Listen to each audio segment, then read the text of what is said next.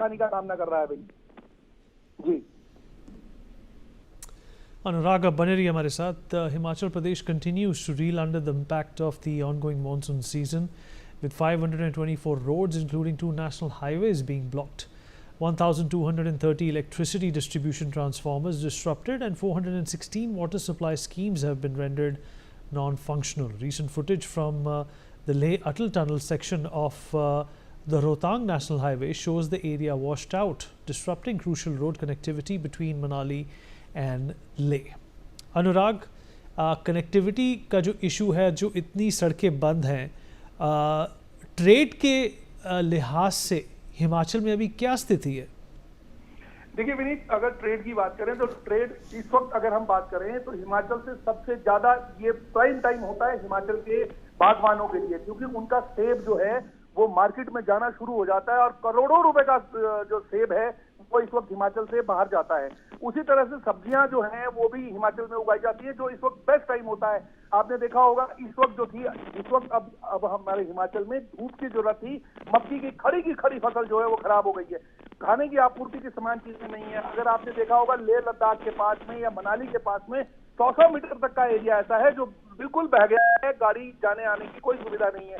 गाड़ी के लोग जो ट्रक वाले हैं या बस वाले हैं, छोटे कार वाले हैं, उन लोगों को वैकल्पिक मार्गों का जब सहारा लिया जाता है वहां पर भी लैंडस्लाइड हो जाती है और वहां पर भी 2-2, 3-3 दिन जो है वो लोगों को रुकना पड़ रहा है। अभी स्थिति सिर्फ इतनी ही नहीं है विनीत, इसके बाद भी अभी आने वाले और 2 दिन जो है वो और खतरनाक हैं। आने वाले समय में बहुत ज्यादा समस्याएं बढ़ जाएंगी। अभी अगर आप देखेंगे चंबा में भी ये कह रहे हैं कि 3000 से ज्यादा लोग फंसे हुए हैं। उसी तरह से अगर आप बात करें कि 500 से अधिक सड़कें हिमाचल की आज भी बंद पड़ी हैं।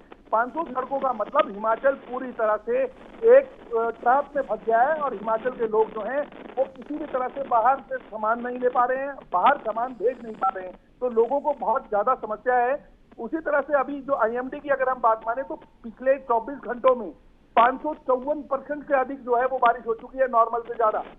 उसी तरह से 27 और 28 की बात कर रहे थे, हम ये देख रहे थे कि सिर्फ 62 और 65% की बारिश हुई है, परंतु अब जो स्थितियां हैं आप ये देखिए कि पिछले 24 घंटों में 554% अधिक बारिश हो गई है। तो उससे जो है बहुत ज्यादा नुकसान जो है, अगर हम केवल हिमाचल के नुकसान की बात करें तो 2753 करोड़ का नुकसान जो है वो हिमाचल का हुआ है और 3200 से ज्यादा सुरक्षित अभी भी लोगों को निकाल चुके हैं, पर अभी भी इससे ज्यादा सैलानी पूरे हिमाचल में अलग अलग लोकेशन में फंसे हुए हैं, जिनको बाहर निकालने की बहुत ज्यादा जरूरत है। बहुत लोग परेशान हैं, लोगों को खाने पीने की बहुत ज्यादा समस्या है, रहने की बहुत समस्या है। लोगों के जिनके घर बह गए हैं उनको एक तरपाल देकर आप अपना पल्ला नहीं झाड़ सकते, आपको उनको हर चीज को देना पड़ेगा, आप उनको रहने के लिए प्रॉपर एक प्लेस देना पड़ेगा लोगों को। अन्यथा क्या होगा कि स्थितियां इतनी, जैसे ही पानी का जलस्तर उतरेगा बीमारियों का खतरा जो है वो बहुत ज्यादा बढ़ जाएगा विनीत, और उससे हिमाचल में। चलिए अनुराग, हमारे से जुड़ने के लिए, इस जानकारी के लिए आपका शुक्रिया। We take a break on that note. We'll be right back.